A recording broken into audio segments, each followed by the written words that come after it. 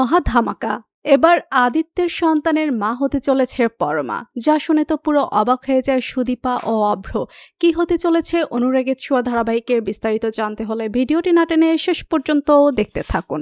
আদিত্য আর সুদীপা নিজেদের মধ্যে ভুল বোঝাবুঝি মেটানোর সময় রিতম এসে নানান কথা বলে আদিত্যকে আরো বেশি রাগিয়ে দেয়। এরপর নার্স আদিত্যের প্রেশার চেক আপ করতে এলেই সুদীপা বলে, আপনার কি হয়েছে? পাশ থেকে রিতম বলে, কোনো আইনের রক্ষক মাঝরাতে গিয়ে একটা ডক্টরের গায়ে হাত তুলতে পারে? একথা শুনে আদিত্য সেখান থেকে চলে যায়। এরপর আদিত্য একজন ফটোর দোকানে এসে রিতম আর সুদীপার ছবিগুলো দেখিয়ে বলে, দেখুন তো এই ছবিগুলো এডিট করা নাকি আসল? ফটোগ্রাফার বলে, আমি চেক করে বলছি। ওদিকে বড় মা অভ্রকে বলে, তোমার তো মনে হচ্ছে আমি সবকিছু নাটক করছি। ঠিক আছে, আমি তাহলে বাড়িতে আর থাকবো না, আমি এখান থেকে চলে যাব। অভ্র বলে, হ্যাঁ চলে যাও। সেই মুহূর্তে সুদীপা এসে পরমাকে জিজ্ঞেস করে, আচ্ছা তোমার এরকম বিপদ হলে তুমি অন্য কাউকে ফোন না করে মিস্টার চৌধুরীকে কেন ফোন করলে? পরমা বলে, তোমার মনে হয় যে আমি আদিত্যকে ফোন করব?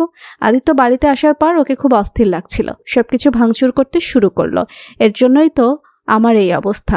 এদিকে আদিত্য জানতে পারে সুদীপা আর রিতমের ছবিগুলো আসল। একথা শুনে আদিত্য আপন মনে বলে, এটা হতে পারে না। ওদিকে সুদীপা অভ্রকে আসল ঘটনা বললে অভ্র বলে, আমি ওকে একদম বিশ্বাস করছি না, ওই বাড়ি থেকে তো যাবে না। এখন তো আদিত্য আরও একই ছাদের তলায় আছে। সুদীপা বলে, তুমি তোকে বোঝার চেষ্টাই করলে না। অভ্র বলে, আমি আর বুঝতে চাই না। এই বলে সেখান থেকে চলে যায়। এদিকে আদিত্য থানায় আসলে তরুণবাবু আদিত্যকে অভ্র ছবি দেখিয়ে বলে, ইনি আপনার দাদা তো? সেদিন তো ইনি বৌমার সাথে ছিল। একথা শুনে আদিত্যর ভুল ধারণা ভেঙে যায় আর তখনই সেখান থেকে বেরিয়ে পড়ে।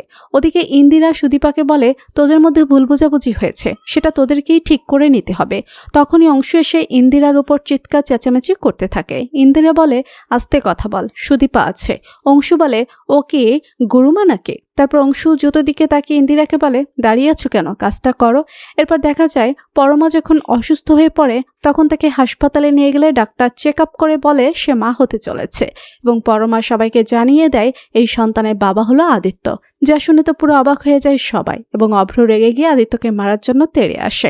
তো বন্ধুরা, তোমাদের কি মনে হয় পরমা কি সত্যি বলছে? কমেন্ট করে জানিয়ে দাও তোমাদের মতামত। ভিডিওটি ভালো লাগলে লাইক কমেন্ট শেয়ার করুন।